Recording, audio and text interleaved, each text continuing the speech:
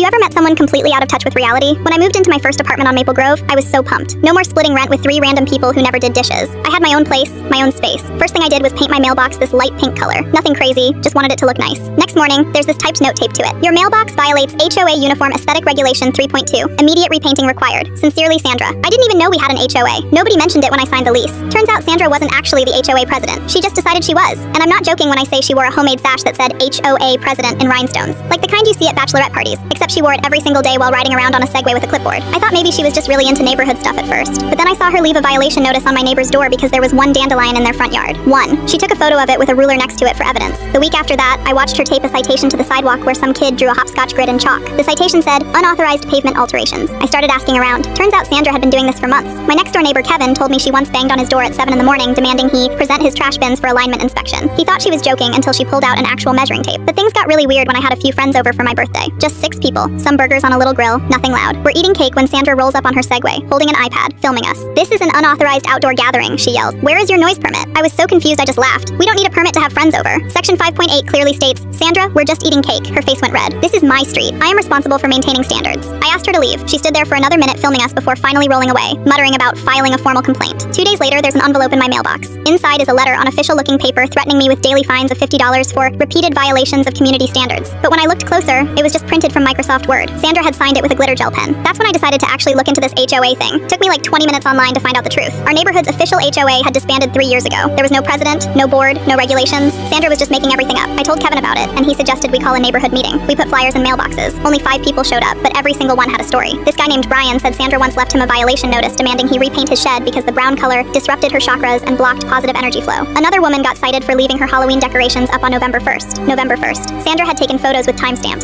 so we confronted her. All of us standing there in Kevin's driveway while Sandra showed up in her sash like she was about to accept an award. Sandra, the HOA doesn't exist anymore, I said. She crossed her arms. I am the HOA. I embody its values. Brian asked, do you have any legal authority here? I've studied the bylaws extensively, but they don't apply anymore, I said. It's been 3 years. Her voice dropped to almost a whisper. You're all going to regret this. The next morning, my pink mailbox was completely smashed in, just destroyed. Post bent, the whole thing caved in like someone took a bat to it. I was so mad, I drove to the hardware store and bought a security camera that same day. Installed it pointing right at the mailbox. Took exactly 1 week. I checked the footage and there she was. 2 in the morning, Sandra in her rhinestone sash, smashing my new mailbox with a metal pipe. I had it all on video. Her face, the sash, everything. I filed a police report, showed them the footage. They went to her house and she tried to explain that she was enforcing community standards through necessary intervention. The cop literally said, ma'am, that's just vandalism. Sandra got fined $500 for property damage. But here's the wildest part. She tried to file an appeal, not with the court, with the HOA. The HOA that didn't exist. She submitted a formal complaint to an email address that bounced back because the domain expired in 2022. Last I heard, she moved 2 months later. Fine, Simon.